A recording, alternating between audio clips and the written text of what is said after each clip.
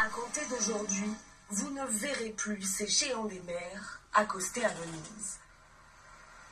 Des immeubles flottants qui doivent maintenant s'amarrer dans le port industriel de Marghera, à 10 km de là.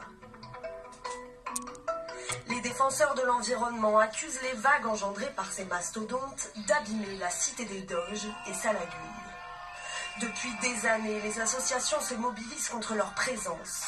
Pour eux, cette décision est une victoire. Venise accueille avec enthousiasme cette nouvelle. Nous espérons que cette fois sera la bonne, car ce n'est pas la première fois que l'on nous dit que les grands navires ne passeront plus dans le bassin de la place Saint-Marc.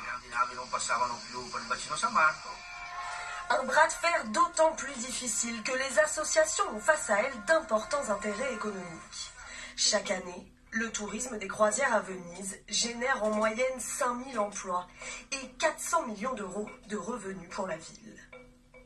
C'est finalement l'UNESCO qui tranche en juin dernier, avec un rapport menaçant de classer Venise patrimoine en péril. Les effets de l'intervention humaine, combinés au changement climatique, menacent d'entraîner des changements irréversibles. Le gouvernement italien a officialisé cette interdiction par décret en juillet dernier. Seuls les bateaux de moins de 200 passagers peuvent désormais naviguer sur les canaux de la Sérénissime.